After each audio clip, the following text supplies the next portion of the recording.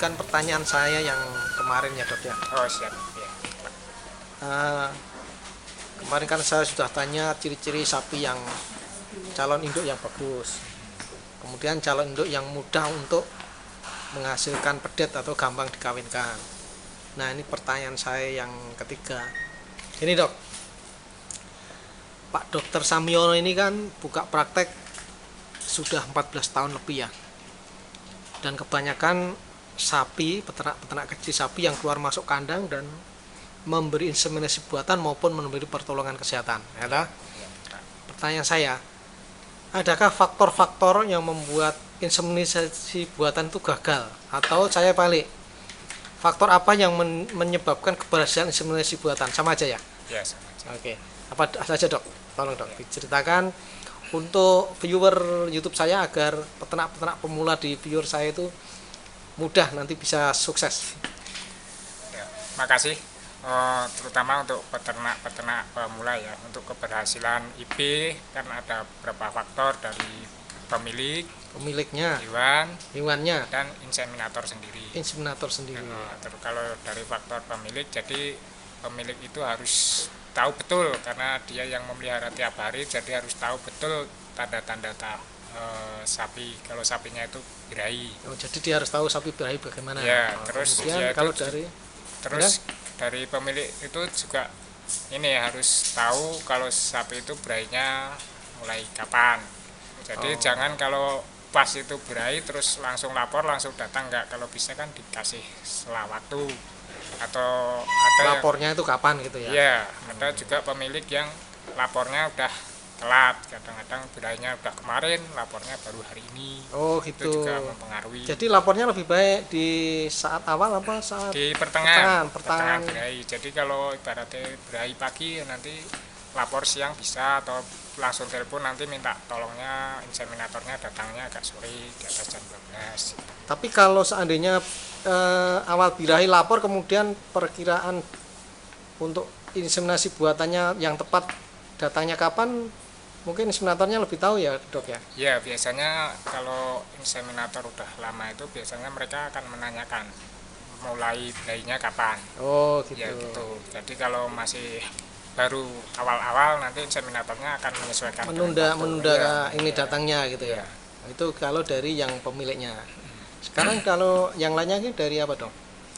Dari hewan. Oh dari hewannya. Hewannya, jadi kadang pemilik kan apalagi yang pemula terus sapinya masih darah terutama, jadi sapi darah itu kalau tanda-tanda birahi itu kadang nggak jelas. Oh sapi darah itu kalau birahi yang kadang-kadang nggak jelas ya? Iya, kadang-kadang karena kalau tergantung sifatnya masing-masing gitu ya. Jadi peternak kan biasanya nggak tahu kalau sapinya itu birahi, tahunya kan cuma kok punya saya lama nggak birahi. Nggak pernah birahi gitu ya. Padahal ada nggak toh dok siklus birahi itu dok? Sebenarnya ada. Kalau sapi itu kan kayak manusia 21 hari sekali. Oh 21 sampai 23 apa 21 hari persis ya? Iya, ya range antara 18 sampai 25 hari Oh, itu yang gitu. normal. Yang normal ya. Oh, jadi harus tahu ya peternaknya. Iya. Kemudian kalau dari hewan lagi apa lagi dok selain itu dok? Kalau dari hewan sih yang terutama juga dari kalau tanda-tanda udah, terus dari faktor itu tadi yang kayak yang kemarin saya ceritakan, harus dari fisik juga bisa. Oh, kayak mungkin kegemukan itu kegemukan terlalu kurus gitu ya. itu juga Itu akan mempersulit mempengaruhi. keberhasilan inseminasi buatan. Juga. Kalau yang seperti yang kemarin diceritakan saya masih ingat itu yang birahinya lama gitu ya. Iya.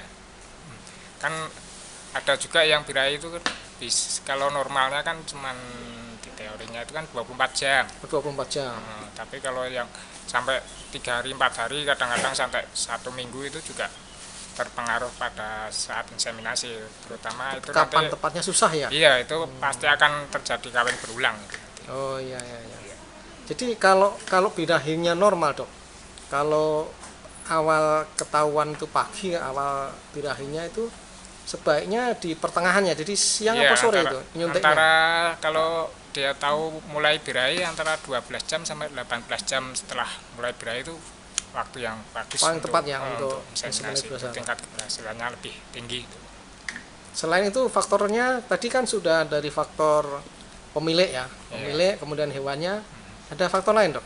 Atau dari inseminator sendiri. Kalau keberhasilan kegagalan inseminator tadi ya, Iya. itu apa saja yang bisa menyebabkan kegagalan inseminasi buatan itu? Kalau dari inseminatornya sendiri pada saat proses towing atau mengeluarkan sperma atau bibit straw lah dari tempat kontainer waktu towing itu terlalu lama atau air yang digunakan itu terlalu panas, jadi kan bisa membunuh sperma sendiri. Oh gitu ya, itu Iya. bisa kepanasan ya? Iya, Nanti, itu kan makanya kan malah harusnya, mati spermanya. Iya, harusnya kan cuman suam-suam kuku. Hangat-hangat gitu ya? Dan itu waktunya juga nggak boleh terlalu lama. Oh iya Kalau iya. terlalu iya. lama nanti spermanya matang.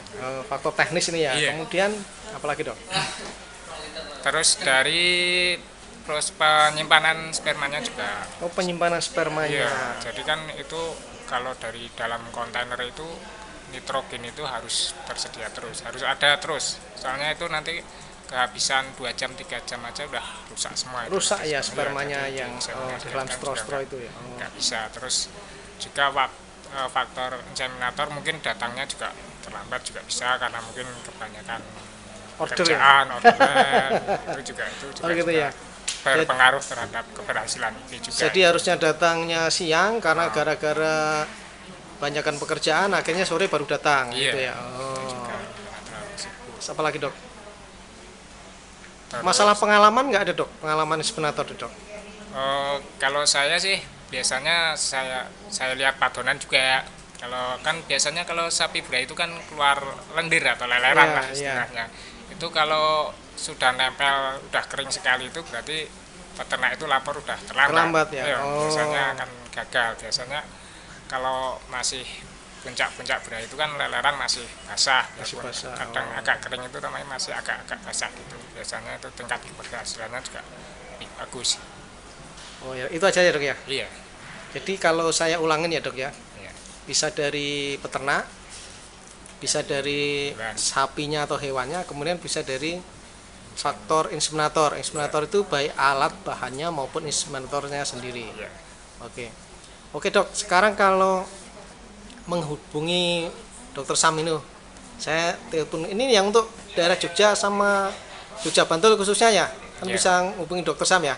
Bisa. Minta nomor HP-nya boleh dok? Oh bisa. Nomor HP saya 08157 8888 329. 8-nya 4 kali. Tapi mohon maaf Pak Dokter ini kan tugasnya di Semarang. Terus kalau hari kerja itu bisa? Oh kalau hari kerja nggak bisa. Saya biasanya cuma Sabtu Minggu, tapi kalau hari-hari biasa nanti sama Ada yang mengganti ya? Bu dokter bisa. Oh, Bu dokter. Iya, yang Bu dokter menggantikan Sam. saya. Iya. Wah, wah, ini bagus sekali ya dok ya. Iya, Bu dokter juga sekarang udah berpengalaman juga karena jam terbangnya ya hampir 10 tahun. Oh 10 tahun. Oke dok ya. Siap. Terima kasih, semoga sehat selalu dok. Siap, Pak. Dan rezeki banyak. Amin. Satu bulan dapat uang satu truk ya. Oh, amin.